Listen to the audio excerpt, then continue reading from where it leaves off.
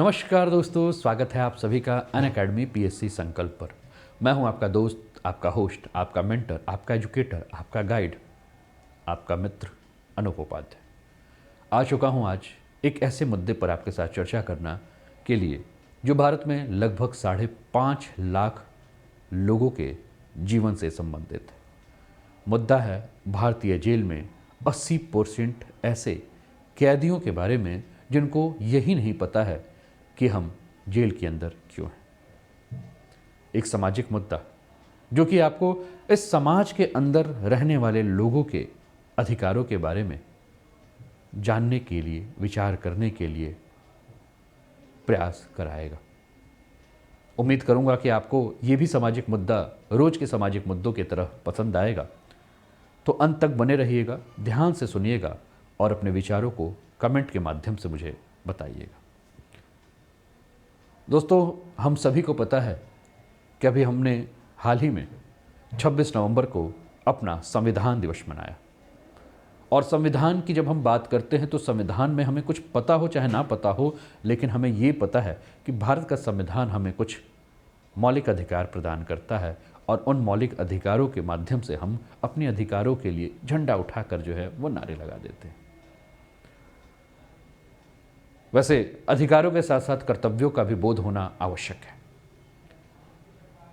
26 नवंबर संविधान दिवस, और संविधान दिवस के दिन राष्ट्रपति द्रौपदी मुर्मू जी ने जो है एक सवाल उठाया, और ये सवाल उठाया था 80% विचाराधीन कैदियों को लेकर, जिन्होंने कुछ महीने से लेकर कुछ वर्षों तक जेल में अपना जीवन काट तो लिया है, लेकिन उन्हें नहीं पता है कि वो जेल में जीवन क्यों काट रहे हैं। संविधान दिवस के दिन भारत के न्यायमूर्ति और जो भी कानून के विशेषज्ञ हैं वो सभी एक सभा को संबोधित जो राष्ट्रपति साहिबा कर रही थी उसमें बैठे हुए थे, और मुर्मू साहिबा ने एक सवाल उठाया, और सवाल क्या था कि देश अगर विकास की तरफ बढ़ रहा है तो फिर हमारे देश में इतनी ज़्यादा जेलों की आवश्यकता क्यों है। क्यों ना हम देश में जेलों की संख्या को कम करें और लोगों को समय पर न्याय दें। राष्ट्रपति साहिबा जो अपनी पूरी बातों को कर रही थी तो अपने उन बहुत पुरानी यादों को भी उन्होंने सभी के समक्ष रखा और उसको ताज़ा किया, और कई बार उनकी आंखों में आंसू भी आ रहे थे। वो बार बार इशारों में यही कह रही थी कि मैं कम में ज़्यादा बोल रही हूँ, आप मेरी बातों को समझिएगा, क्योंकि एक ऐसा पटल नहीं है जहाँ सारे लोग सुन रहे हैं और मैं सभी बातों को आपके समक्ष रखूँ, लेकिन इशारों में समझिएगा कि मैं कहना क्या चाह रही हूँ। वो कहना चाह रही थी भारत की न्याय व्यवस्था के लचीलेपन पर। वो कहना चाह रही थी कि भारत में जिस मंद गति से न्याय मिल रहा है, उस मंद गति से न्याय मिलने में कहीं ना कहीं बहुत सारे ऐसे व्यक्ति हैं जो कि अपने जीवन के बहुमूल्य समय को समाप्त कर देते हैं। वो बात उठा रही थी, वो प्रश्न उठा रही थी भारत के न्याय व्यवस्था को लेकर, जहां कहीं ना कहीं सभी के लिए समान न्याय नहीं है। हालांकि भारत का संविधान जब मौलिक अधिकारों की बात करता है तो भारत का संविधान मौलिक अधिकारों में सभी के लिए समान न्याय की बात करता है, लेकिन क्या धरातल पर यह सत्य है कि सभी के लिए जो है वो समान न्याय है? कृपया आप कमेंट के माध्यम से भी बताते चलिएगा, जिससे कि आपको सही लगे। अब पूरी की पूरी जब चर्चा कर रही थी मुर्मू साहिबा, तो उस चर्चा में जैसा कि मैंने कहा, आप देख रहे हैं कि chief justice of India DY Chandrachud साहब भी आपको नज़र आ रहे हैं, और ये हमारी राष्ट्रपति महोदया नज़र आ रही हैं आपको। मुर्मू साहिबा जब पूरी की पूरी बात कर रही थी तो उसमें उन्होंने कुछ वाकया को याद किया, और उन्होंने कहा कि देखिए, मैं जब अपने इस राजनीतिक जीवन में आई और अक्सर मैं जेलों की यात्रा करती थी, तो कई बार हम जेल में जाते थे और देखते थे कि जेल में भीड़ जो है वो काफ़ी ज़्यादा बढ़ गई है। और जेलों में जब भीड़ बढ़ गई है तो बार बार एक सवाल ये उठता है कि हमें और ज़्यादा से ज़्यादा जेल बनानी चाहिए। क्यों? क्योंकि जेलों में कैदियों की जो संख्या है वो उस अनुपात से ज़्यादा है जिस अनुपात में रहने चाहिए।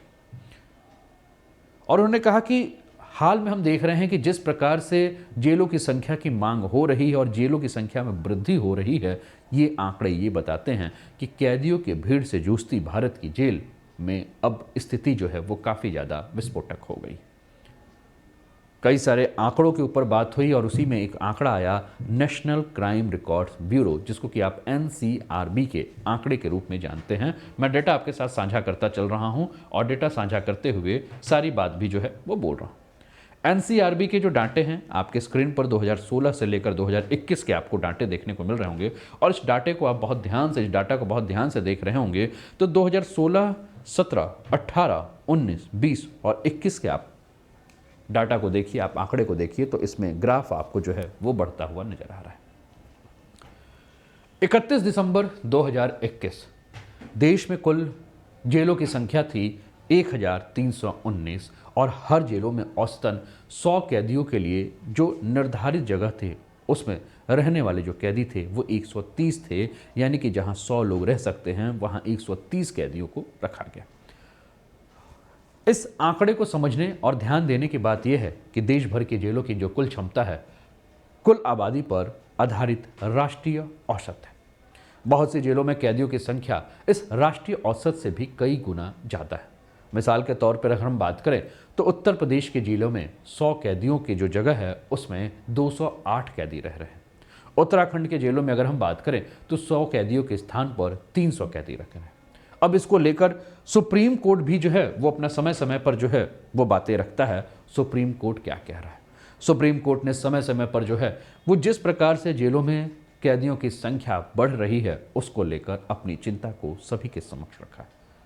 अगर हम इसी वर्ष के जुलाई के महीने के बारे में बात करें और इसके पहले के जो हमारे चीफ जस्टिस ऑफ इंडिया यानी कि जो मुख्य न्यायाधीश थे, जो कि पूर्व मुख्य न्यायाधीश जिनका नाम था NV रमन्ना, उन्होंने कई बार ये कहा था कि आपराधिक न्याय प्रणाली की प्रक्रिया ही जो है वो क्या बन गई है, सजा बन गई है। उन्होंने कहा कि अंधाधुंध जिस प्रकार से गिरफ्तारी चल रही है और गिरफ्तारी से लेकर जमानत हासिल करने में जो मुश्किल आ रही है, इसके चलते विचाराधीन कैदियों को लंबे समय तक कैद में रखने की जो प्रक्रिया है उसको तत्काल ध्यान देने की आवश्यकता है। साथ ही जस्टिस रमन्ना ने एक बात और भी कहा कि किसी मुकदमे में बड़ी संख्या में लोगों को लंबे समय तक कैद में रखने पर ध्यान देने की ज़रूरत है, क्योंकि उन प्रक्रियाओं पर सवाल उठाया जाना चाहिए जिनकी वजह से हालात और भी बदतर बनते जा रहे हैं और बड़ी संख्या में लोग जो हैं वो बिना किसी मुकदमे के लंबे समय तक कैद में रह रहे हैं। अब प्रश्न ये उठता है कि वो कौन से लोग हैं जिनसे ये पूरी की पूरी जेलें जो हैं वो भरी हुई हैं। तो हम इस चीज़ को समझते हैं और 31 दिसंबर का जो आंकड़ा आपको आपके स्क्रीन पर मैंने साझा किया ये आपको देखने को मिल रहा है और इस आंकड़ों के हिसाब से अगर आप देखेंगे तो अंडर ट्रायल कैदी आपको जो नज़र आएंगे वो लगभग 4.5 लाख के आसपास जो हैं वो अंडर ट्रायल कैदी नज़र आ रहे हैं। लेकिन इस आंकड़े को और भी ध्यान से अगर आप देखेंगे तो आपको ये राज्यवार आपको देखने को मिल रहा होगा, जिसमें सबसे अधिक अगर आपको अंडर ट्रायल कैदी नज़र आएंगे तो 2 राज्य उत्तर प्रदेश और बिहार नज़र आ रहे हैं। और 2 राज्य जो आपको उत्तर प्रदेश और बिहार नज़र आ रहे हैं ये प्रश्न क्या उठाते हैं? ये प्रश्न यही उठा रहे हैं कि ये 2 राज्य ऐसे हैं जहां पुलिस जाती है और किसी भी व्यक्ति को अपराध के लिए अलग अलग धाराओं के माध्यम से पकड़ कर लेकर आती है, लेकिन उसका त्वरित निस्तारण नहीं होता है। वहाँ के जो आपके कोर्ट हैं वो उसका निपटान नहीं करती।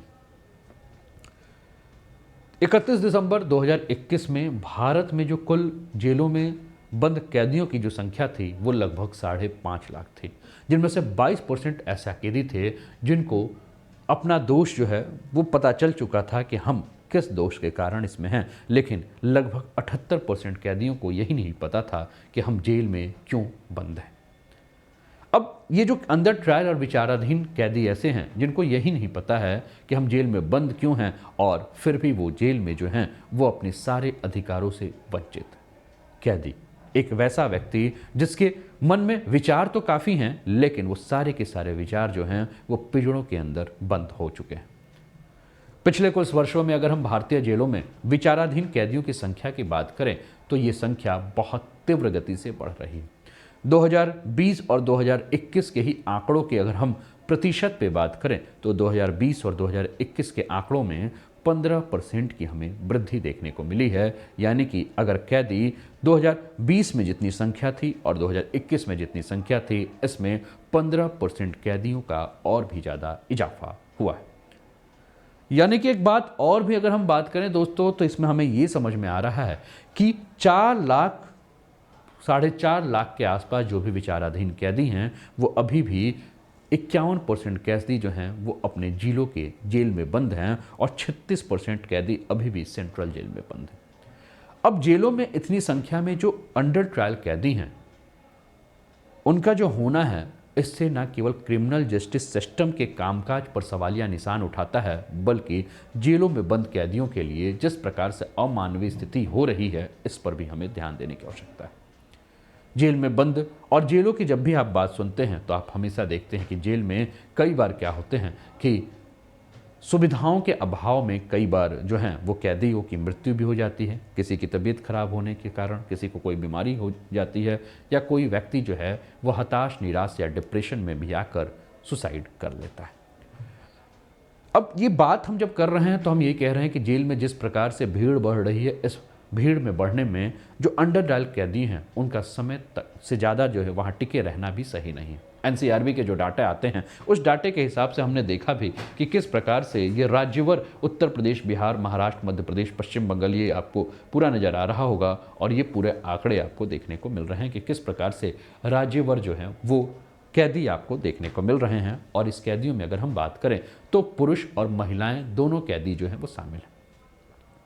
जिस प्रकार से भारत की न्याय व्यवस्था है, जिस प्रकार से न्यायपालिका की जो गति है, उस गति के कारण हमने ये देखा है कि अदालतों में जो मामले हैं वो इतने ज़्यादा हो चुके हैं कि समय पर किसी का भी निपटान करना बहुत ही मुश्किल हो गया है। और समय पर अगर निपटान नहीं हो रहा है तो उसके कारण हम देख रहे हैं कि जेल में जो भीड़ है कैदियों की, जो अंडर ट्रायल कैदियों की, वो बहुत ही तीव्र गति से बढ़ती जा रही।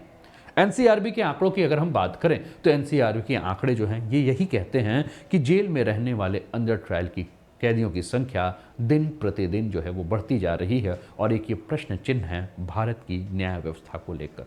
उम्मीद कर रहा हूँ कि आपको मेरी बातें सही तरीके से समझ में आ रही होंगी और आप मेरी बातों को समझकर अगर अपनी कोई राय देना चाहते हैं तो आप कमेंट के माध्यम से दे सकते हैं। ये मुद्दे ऐसे हैं दोस्तों कि आप किसी भी उम्र के हों, आप इसको सोच सकते हैं, आप इसको समझ सकते हैं और स्वयं से ये प्रश्न कर भी सकते हैं कि जिस देश में आप रह रहे हैं उस देश की न्याय व्यवस्था किस प्रकार से है और उस देश की न्याय व्यवस्था में किस प्रकार से सुधार होने की आवश्यकता है। अब जो अंडर ट्रायल कैदियों की मैं बात कर रहा हूं दोस्तों, इस अंडर ट्रायल कैदियों में बहुत सारे ऐसे कैदी हैं जो 3 से 6 महीने से जेल में बंद है और कुछ 5 से 6 साल तक जो है वो जेल में बंद है, जिसमें महिलाओं की संख्या भी कुछ हजार में हमें देखने को मिलती है। इन आंकड़ों के ऊपर अगर हम बात कर रहे हैं तो इसमें हम क्या देख रहे हैं कि जो भी आपके अंडर ट्रायल कैदी हैं उनमें अगर हम देखें तो निचली अदालत पर जो हैं उनके जो फैसले हैं वो बार बार चलते रहते हैं और जेल से अदालत और अदालत से जेल का जो उनका आना जाना है वो लगा रह रहा है। नेशनल जुडिशियल डाटा ग्रिड के जो आंकड़े आ रहे हैं दोस्तों, उस आंकड़ों से ये पता चलता है कि बिहार और पश्चिम बंगाल जैसे जो राज्य हैं वहाँ सिविल और क्रिमिनल पेंडेंसी के मामले जो हैं वो 20% से जो ज़्यादा देखने को मिलते हैं। इसके अलावा इन 2 राज्यों के बारे में और भी अगर हम बात करें तो ये कहा जा रहा है कि 8% से ज़्यादा मामले ऐसे हैं जो लगभग 30 साल से अभी भी ऐसे हैं जिस पर न्याय नहीं हुआ। यानी कि 30 साल से व्यक्ति आज भी जेल पे बंद है। ऐसे 8% कैदी ऐसे हैं जिनका अभी तक तो फैसला ही नहीं हुआ है कि उन्होंने उस जुर्म को किया है या नहीं किया। 2016 और 2021, क्योंकि इसके पहले मैंने आपको 2021 और 22 के आंकड़ों की बात की और मैंने कहा कि 15% के आसपास कैदी जो हैं विचाराधीन बढ़े हैं, लेकिन 2016 से 2021 की अगर हम बात करें तो टोटल 26 से 28% जो हैं वो कैदियों की संख्या, विचाराधीन कैदियों की संख्या जो है उसमें वृद्धि हुई।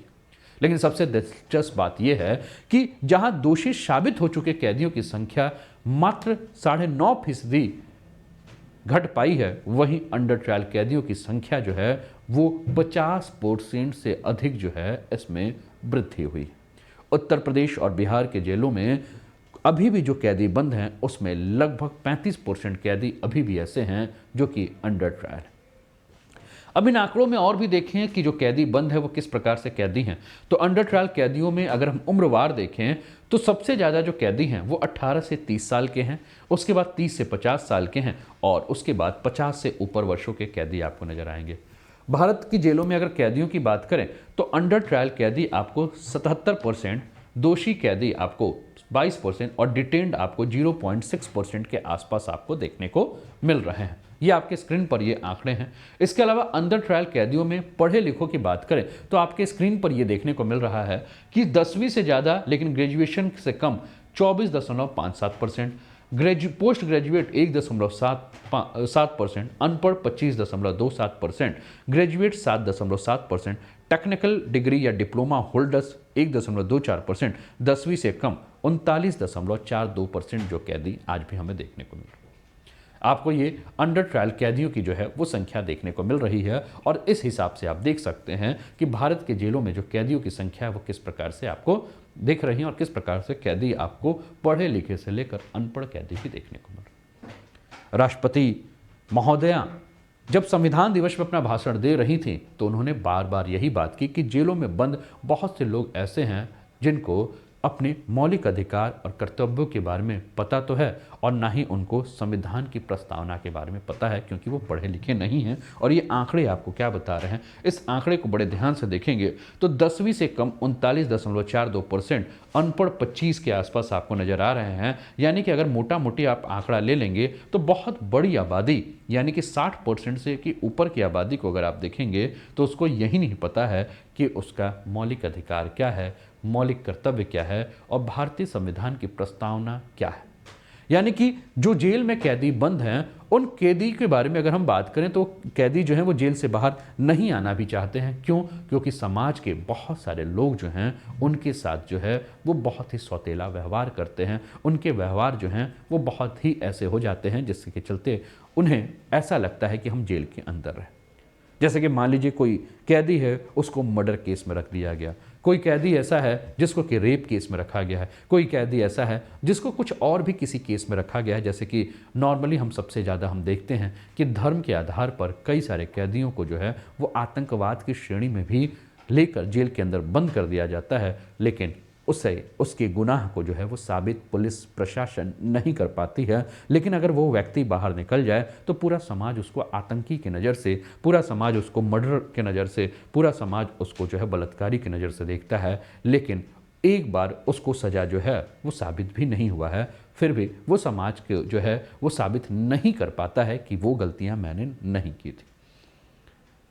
तो समाज भी जो है एक बहुत बड़ा जो है वह हिस्सा है जिसके चलते जो कैदी जेल के अंदर चला गया है वो यही सोचता है कि हम जेल के अंदर ही अपने जीवन को समाप्त कर लें। क्यों? क्योंकि बाहर जब हम आएंगे तो हमसे ऐसे ऐसे सवाल पूछे जाएंगे जिन सवालों के जवाब हमारे पास नहीं है। अब प्रश्न ये है कि जिस प्रकार से ये सारी की सारी घटनाएं हो रही हैं, कैदियों की संख्या बढ़ रही हैं, क्या इसमें जेल में भीड़ को कम करने के कोई उपाय नहीं है? जेल में भीड़ कम करने की बातों की अगर हम बात करें तो पिछले कई वर्षों से जो है वो जेल पे भीड़ कम करने के लिए कई सारे कदम भी उठाए जा रहे हैं, लेकिन उस पर अभी तक कोई सफलता हमें नहीं मिली है। और सुप्रीम कोर्ट ने बार बार इस पर चिंता भी व्यक्त की है कि जेल में कैदियों की संख्या कम अगर नहीं हो रही है तो सरकार उसके लिए क्या कर रही है। आज़ादी के 75 वर्ष हम मना चुके हैं और आज़ादी के 75 वर्ष को हम बहुत धूमधाम से मना रहे हैं, लेकिन हम ये भी देख रहे हैं कि 75 वर्ष मनाने के बाद भी हमारी स्थिति क्या है। आज़ादी के 75 वर्ष के उपलक्ष्य में दोस्तों बहुत सारे ऐसे अंडर ट्रायल कैदियों को पहचान कर जो है उनको बाहर में निकाला गया, लेकिन बाहर निकालने पर जो है कुछ शर्तें जो हैं उनके साथ जोड़ी गई कि इन शर्तों के साथ अगर आप निकलेंगे तो आपको जो है एक अच्छा जीवन जीने का अधिकार दे दिया जाएगा, लेकिन अगर आप उन शर्तों का किसी भी प्रकार से तोड़ते हैं तो आपको फिर से जो है वो जेल के अंदर ला दिया जाएगा। तो कुल कई सारे अभियान भी चले जिस अभियान के माध्यम से जो है उसको रोकने का प्रयास किया गया। तो फिर आपके दिमाग में इन सारी बातों को सुनकर एक प्रश्न उठ रहा होगा कि सर क्या इसका कोई समाधान नहीं है? तो समाधान के बारे में अगर हम बात करें दोस्तों तो कई सारे वरिष्ठ पुलिस अधिकारियों ने जो है वो अपनी अपनी राय इस पर रखी है। बार बार कई सारे पुलिस अधिकारी हैं जिन अधिकारियों ने ये कहा कि जिस प्रकार से जेलों के अंदर भीड़ बढ़ रही है उसके वजह से जो है वो परेशानियां भी बढ़ रही हैं।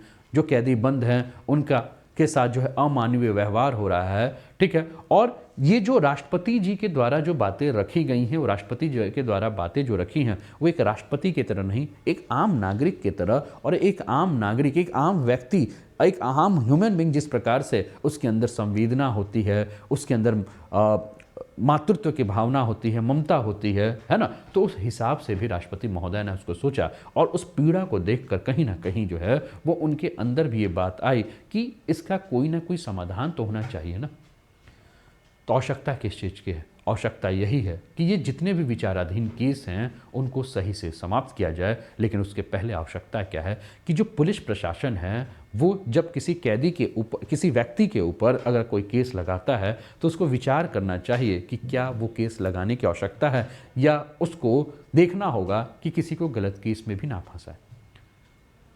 कई बार ये भी बात आई है, एक जस्टिस थे जिनका नाम है कृष्णा अय्यर, वो बार बार ये कहते थे कि जो एक नियम है जेल नहीं बेल होना चाहिए, लेकिन ये नियम जो है वो जब बन गया तो बेल नहीं जेल होना चाहिए की बात होने लगी। और 7 साल तक की जो भी सजा वाले अपराध में जो भी व्यक्ति हैं उसको जो है किसी भी मतलब कि जेल नहीं होना चाहिए कुल मिलाकर। जैसे कि मान लीजिए कि हम नॉर्मली क्या देखते हैं, मान लीजिए किसी ने लड़ाई झगड़ा कर दिया, थप्पड़ मार दिया, है ना, तो क्या हो, या किसी ने जेल काट दी, तो उसको छोटी सज़ा देकर आप उसको जो है वो कुछ शर्तों के साथ जो है कुछ उसको कह के मतलब कि आप फिर से ये गलती ना करेंगे, एक सुझाव के साथ, ये हम या कहें तो एक सख्त आदेश के साथ जो है उसको क्या किया जा सकता है कि छोड़ा जा सकता है। क्योंकि अगर उनको जेलों में ला रहे हैं तो कहीं ना कहीं जो है वो जेल की में जो है भीड़ बन के रह रहे हैं। कई सारे कैदी ऐसे हैं जिनकी उम्र जो है वो 60-70 साल से ऊपर हो चुकी हैं, वो बीमार हैं, बूढ़े हैं, विकलांग हैं और एक अपने सज़ा का बहुत बड़ा हिस्सा जो है वो काट चुके हैं। तो ऐसे लोगों को भी जो है वो क्या करना चाहिए, रिहा कर देना चाहिए। तो कई सारे ऐसे चीज़ हैं जिससे कि हम क्या कर सकते हैं कि प्रयोग करके और जेल के अंदर जो भीड़ है उसको समाप्त करने के ऊपर जो है वो काम करना कर सकते हैं। जैसे कि स्कूलों में जब बहुत अधिक संख्या हो जाती है बच्चों के, तो हम क्या करते हैं, नए बच्चों को स्वीकार नहीं करते हैं। अस्पतालों में जो बहुत अधिक संख्या हो जाती है तो नए मरीजों को जो है हम एडमिट नहीं करते हैं। वैसे ही जेलों में भी बहुत अगर कैदी हो जाते हैं तो हमें कोशिश करना चाहिए कि फिर हम नए कैदियों को ना भरें, जिससे कि कैदियों के साथ किसी भी प्रकार का अमानवीय कार्य ना हो। तो ये दोस्तों मेरा रहा आज का टॉपिक, कैसा लगा ज़रूर बताइएगा अपना, और कमेंट करके मुझे बताते रहिए और किन मुद्दों के ऊपर आप बात करना चाहते हैं, किन मुद्दों को आप सुनना चाहते हैं। तो ये कुछ जानकारी रहा दोस्तों। औसतन 50% अंडर ट्रायल कैदी 3 महीने से 2 साल तक बंद हैं, ये आपके सामने आंकड़े हैं। जुलाई और अगस्त 2022 के बीच जो है 5.8% अंडर ट्रायल कैदियों को जो है रिहा किया गया है। निचली अदालत के फैसलों को जो है लंबा इंतजार करना पड़ता है, ये आपको देखने को मिल रहा है ये आंकड़े। इसके अलावा हम बात करें दोस्तों तो अनअकैडमी के प्लेटफॉर्म पर अगर आप किसी कोर्स को सब्सक्राइब करना चाहते हैं तो आप अनूप 10 कोड के माध्यम से जो है वो कोर्स को सब्सक्राइब कर सकते हैं, जिससे कि आपको आपके फ़ी में जो है वो डिस्काउंट मिल जाएगा। काफ़ी सारे कोर्स हैं दोस्तों, इसका आप लाभ उठा सकते हैं। ठीक है, अधिक जानकारी के लिए आप इस नंबर पे कॉल करके अनूप 10 कोड बताकर जो है वो आप सब्सक्रिप्शन की बात कर सकते हैं। ठीक है, इसके अलावा हम बात कर रहे हैं दोस्तों ये सारे के सारे एडवांटेज हैं, इन एडवांटेज का लाभ उठा सकते हैं। अभी अप टू 20% ऑफ का जो है ऑफर चल रहा है दोस्तों, इसका जो है वो आप लाभ उठा सकते हैं। ये एक कोर्स चल रहा है दोस्तों, इसका आप लाभ उठा सकते हैं। ठीक है, तो ये सारे कोर्सेस हैं, इसका आप लाभ उठाइए। कैसा लगा सेशन जरूर बताइए। चैनल को सब्सक्राइब नहीं किया तो सब्सक्राइब कर दीजिए, वीडियो को लाइक नहीं किया तो लाइक कर दीजिए और अपना कमेंट अवश्य दीजिएगा। ठीक है, नाम अनूप उपाध्याय अपने दिमाग में बसा लीजिएगा।